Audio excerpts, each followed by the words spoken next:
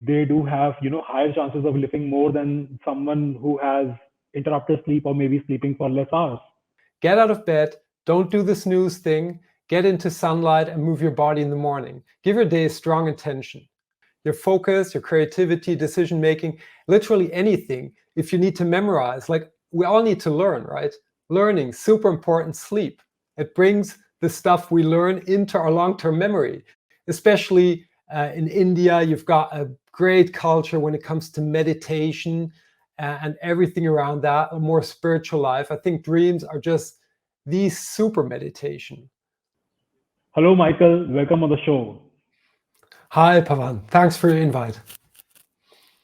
Okay. So, Michael, you are a certified NLP trainer, CVT, heroic, and you are also the international sleep and performance coach and speaker. Yes. So, it's good to have you on our platform. Thank you so very much for joining us. Yeah, thanks. Thanks for your interest, and I'm really happy to be here for your listeners. Okay. So, since this entire program is dedicated to, sleep, rather the sleep performance. So, first question to you, of course, goes that there are a lot of people, those who have interrupted sleep, those who are not able to sleep either due to competition or maybe work pressure or stress or too much exposure to media. Their sleep is not complete. Their sleep is not in continuity. Mostly it is fractured or it is for very less hours. So how do you really see, the number of hours of sleep and interrupted sleep? So, generally speaking, like interrupted sleep is a big problem, right? Especially you picked up on like business professionals, but also other people that have high demands. So, when we don't get the sleep that we need, we're not able to show up as the best versions of ourselves, right? So we really need to take care of that. A lot of people, and I'm starting off like this because a lot of people, I think they just live with it too long, and the problem builds up. So number one is as soon as you notice that you're having problems with your sleep, do something about it. So now, what can we do, right? That's I think I get that part of your questions. It's interrupted because we have stress and all these things. So a very maybe counterintuitive approach that I like to start off with here is that our sleep, like working on our sleep, starts in the morning, right? It starts in the moment we get out of bed. And that's important to know because like when we get out of bed, that's under our full control, right? We cannot control our sleep. Sleep is an unconscious process. And if we try to sleep better, like and try to hit ourselves into sleep, it's going to backfire. It's not going to work. So we want to work on things that we can control, number one, and that is the morning.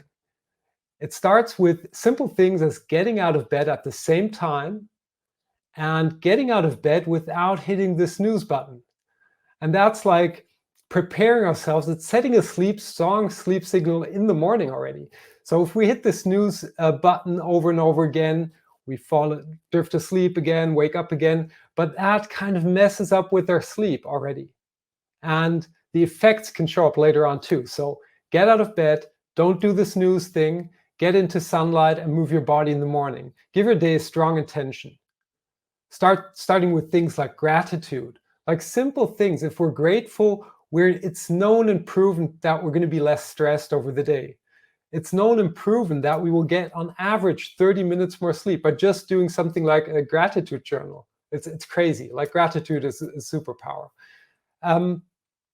Over the course of the days, things tend to like happen, and we might get stressed. There are things we can do there, but I won't tackle on those too much, because now we're going to talk like strong signal in the morning. We're going to talk about the strong signal in the evening. What can we do to avoid having interrupted sleep? So one very physical thing is not to drink too much before we go to bed, right? Because we might need to go to the toilet once or twice. That's not good. We can avoid that through starting to reduce our drinks in the like later hours of bedtime. The most important thing for anybody out there that has problems to fall asleep, stay asleep, is to implement a shutdown complete ritual. And that is like at least the last hour before we go to bed. You mentioned the devices, like online screen time. That's not good because of blue light. There's something like blue light. We have little receptors in our eyes that pick up on blue light in particular and give that information to our main inner clock. It's called the suprachiasmatic nucleus, super fancy name for our main inner clock. And that gives the information to the pineal gland. Like blue light means it's daytime. And if the pineal gland gets that information that it's daytime, it is not going to produce melatonin. So melatonin is the sleep hormone. And you get the thing like blue light, daytime, no sleep hormone. So not good.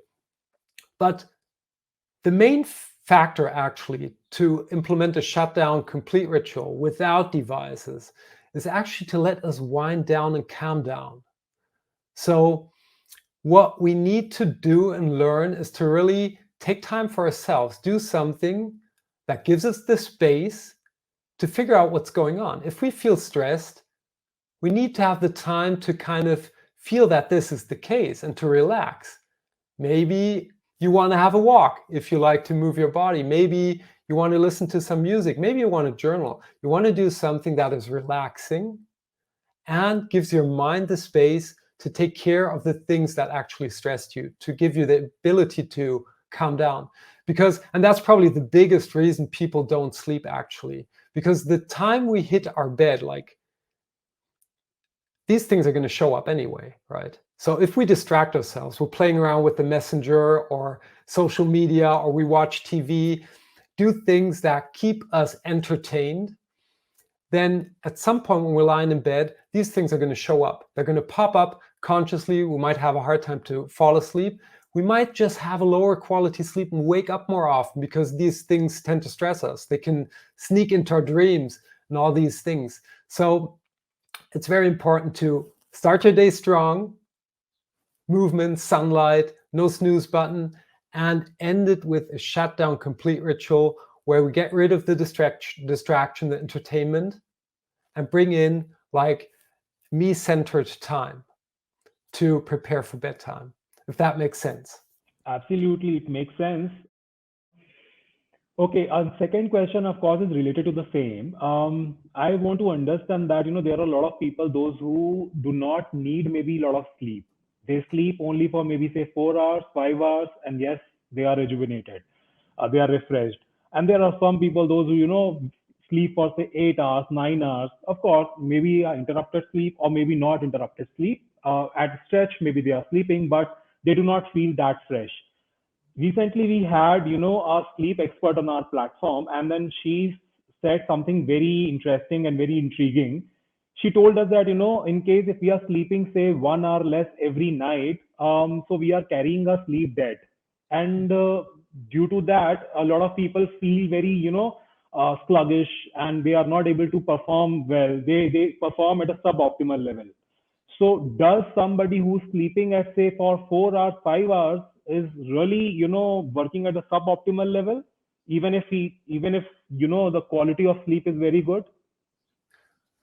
Yeah, so there's a twofold answer to that. First off, there are a rare percentage of people, like I think it's 1% or less, that can get along with less sleep. That's if there's a gene called the DEC2 gene. If that is modified in a certain way, these people tend to get along with less sleep. That's like the odds that you or me have this gene in that way is fairly low.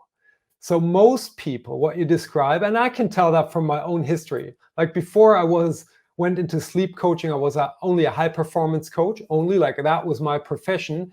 And I cut down on my own sleep. So you can get used to getting along with less sleep, especially if you're highly motivated. Like if you're a business owner, if you're an entrepreneur in a company, you really want to push projects, if you have your kids grown up, if you have something that really drives you, you can get along with less sleep and survive. But as you mentioned, you're going to carry sleep debt because it's not good for our bodies. So we need sleep to, Matthew Walker, it's so important, calls it the foundation of all other pillars of health. We need sleep. Sleep gives us the growth hormone. Sleep gives us our bodies the time to rest, to regenerate all the cells in our bodies, flush out all the poison out of our brains. That all happens in sleep, right? And on top of that, if we look at our mental health, dreaming is something that Matthew Walker calls our built-in therapy system. And I think, like, especially in India, you've got a great culture when it comes to meditation and everything around that, a more spiritual life. I think dreams are just the super meditation. Like, you get deep insights, our body, our brains are able to process that. And if I observe myself, my clients, you observe yourself, and you see you have a stressful day, something happened that didn't go work out as you wanted it to, and you give yourself a little bit more sleep, you will feel so much better, right? You wake up and kind of everything happened like magic in your brain, and things look shinier. So to answer your question, yes, you can get along with less sleep and feel and for others seem to be like performing. That might work, but you're definitely carrying sleep debt. You're not going to be as focused, as creative as you would be if you give yourself that sleep. Your decision-making capabilities are going to be less. So it's always better to give yourself more sleep. And on average, you're also going to live shorter.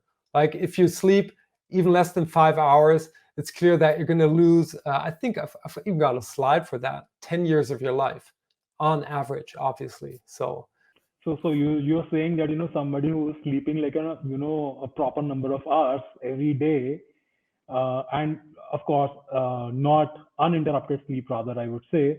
So they do have higher chances of living more than someone who has interrupted sleep or maybe sleeping for less hours. yeah, most definitely. And all other capabilities are going to move downwards too, like your focus, your creativity, decision making, literally anything. If you need to memorize, like, we all need to learn, right? Learning, super important. Sleep, it brings the stuff we learn into our long-term memory.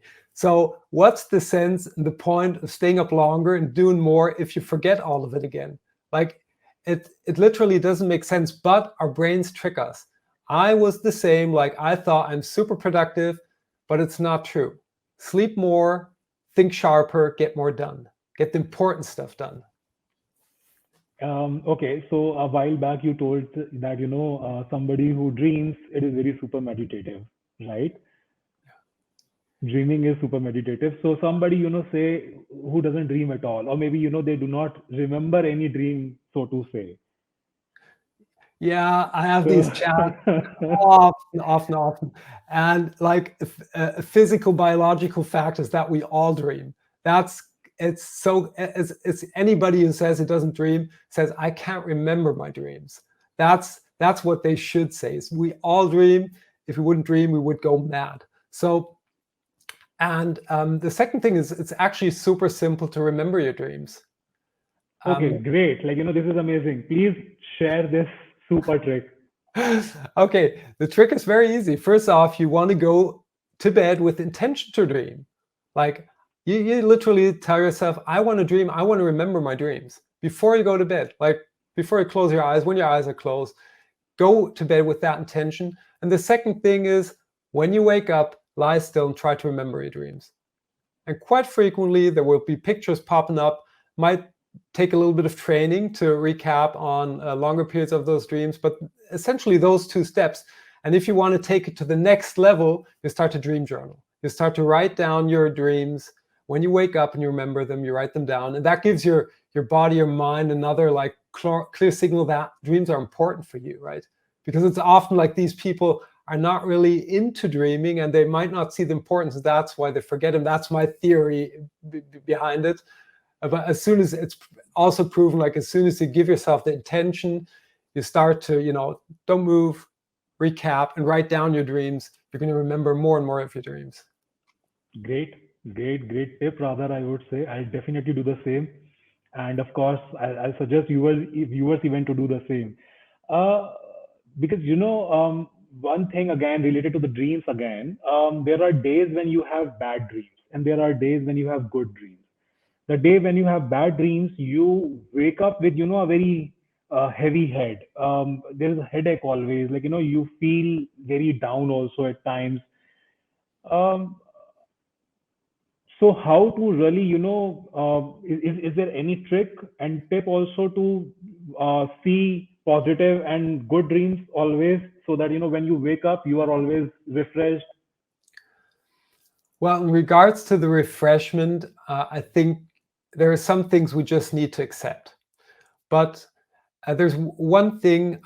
Years ago, I went to visit a lucid dreaming teacher, right, in the Holy Isle of Scotland, Charlie Morley, great guy. So he teaches lucid dreaming, which is the the skill set or the ability to notice when we're dreaming during our dreams and to be able to influence the dream, right? So very, very into the dreaming topic. And he had a teacher, a mentor, a Buddhist mentor. And at one point, he went to this mentor and said, I had a nightmare, like a horrible nightmare or something like that. And the Buddhist teacher told him something like, oh, no, no, no. It's something like it's a wonderful nightmare. You need to embrace it. And I think that's a thing we need to recognize in our bad dreams, that they're actually not bad. They're actually a really good thing for us, because in our brains, in our minds, in our spirits, we're getting confronted with our fears. And as soon as we start to embrace these fears in our dreams, which is a powerful way, that's where lucid dreaming kicks in. And I know it's kind of in the Indian culture too, to be able to control dreams.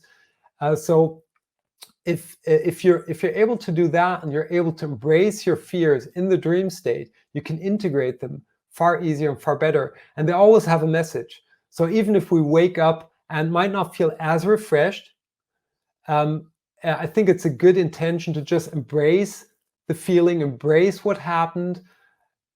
Look if you get some insights, and then just move on. And if you can, like what I would do if I could, because these are these things where you say I'm not really refreshed, just add another 1.5 hours of sleep, another sleep cycle, and you might feel much better after that. But that's not possible, obviously, on every day if we need to work. Right. Okay, I have again related question to dream only, because this is my favorite topic. I love it. Um, okay. So you would have watched this movie called Interstellar, right? Yeah. So in Interstellar, Leonardo DiCaprio, he's dreaming within the dream. Again, there are multiple levels of dreams. Yeah. There are times when people dream within dreams, and those are the days, or rather the nights, I would say, that when you wake up, it seems like that you slept, like for a very long time, and then you feel very refreshed again, even though you have slept, say, for maybe an hour, 2 or 3. Mhm. But like when you dream within the dreams, and there are multiple levels of dreams, when after waking up, it seems that yes, you slept for a very long time. So how does it happen, and then how does it really affect your overall sleep pattern? Well, I am not sure if anybody can honestly answer this question at this moment of time, because dreams are still subject of like a lot of research and a lot of questions. Why it's not even clear why we dream, Right. why specifically we need to dream. But it is clear that every mammal does it, so it seems to be very important. Um, my take on this is just a playful one. I think it's a very powerful thing. It's a thing that we should all enjoy and embrace. And like if we're talking about the Inception film, um, it just gives us this feeling of this unlimited. We're the unlimited creators, essentially. This is the world we all wish to live in, right? Where we can just snip our fingers and something happens. And in our dreams, this is actually true, right? So I think it's a playful space for me to train for real life, something like that. Like, okay, what is it? Like, why are we all here? What can we experience more? How can we show up as a better person? I think dreams are just a great way to explore that. Let me even correct myself, because while quoting this particular question, I said Interstellar, but it is Inception, right? You rightly said that it was a movie, Inception. Okay. So now we move on to sleeping positions. So does sleeping position even matters? Do they have a role to play in our good sleep? Yeah, I think everybody should be aware that sleeping positions are important, and there's a very like I wouldn't give too much. Like if anybody listening to this, if you're sleeping fine, you wake up, you don't have a painful body, all good. Like you wake up refreshed, don't think too much about it. But if you notice that you have pain somewhere, it's worth thinking about like changing your sleep position, getting another cushion.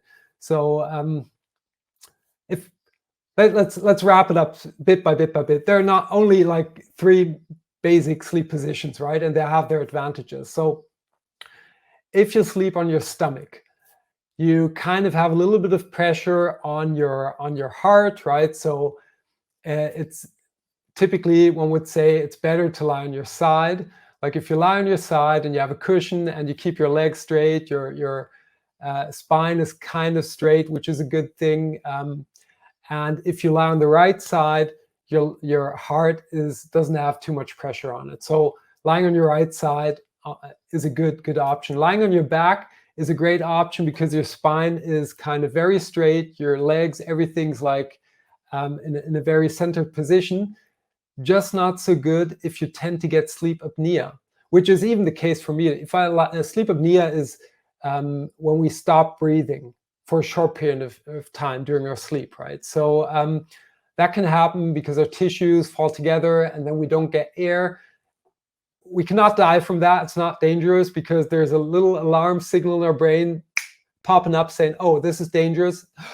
And then we take a deep breath during sleep. The actual problems, we get ripped out of our sleep stages. So if that happens in our deep sleep, we constantly get teared out of that. And if that happens too often, you're going to feel fatigue in the morning. And that's probably interesting for you if you're listening to this. Get your 7 to 9 hours of sleep, probably rather 8 to 9 hours of sleep, and wake up and still don't feel refreshed. That can be that you have sleep apnea to a certain degree and you don't know it. So that happens like frequently if we lie on our backs, if you have light sleep apnea, and it's worth like checking in to sleep on your side. And there are tricks to stay on your side because when we sleep, we change our position, right? Which is a good thing too. But if you don't want to sleep on your back, there's one trick to just put a tennis ball into your t-shirt or something on your back, so that when you roll to your back, you're going to feel uncomfortable and roll back to the side. But this kind of my takeaway on the sleep position. I'm not sure if I answered your questions correctly. No, you did, of course. Okay, rather, I would say that, is there any message you want to give? Like, to like, sort of like, we are towards the end of the show, and I want to really, wrap up at like, with a big message. Yeah. So my big message for all of you listening here is to, even if you think you get along with 5, 6 hours of sleep or 7, give yourself at least 8 hours of time in bed and see if you feel different. Just give it a try for 2 or 3 days. If you feel better after sleeping 8 or 9 hours, then you know you're not getting enough sleep with 5 to 6 hours. And then when you do that, just see how you can perform if you plan your day right, get up right, and really do the work. Because you don't need like 12 hours. You can get that done in 8 hours in a better quality if you are refreshed. That's my message for all of you listening here.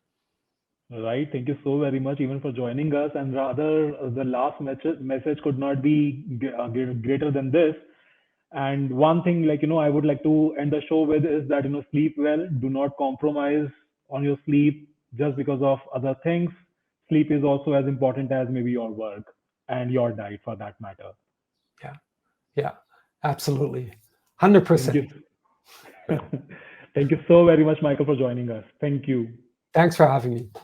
Thank you.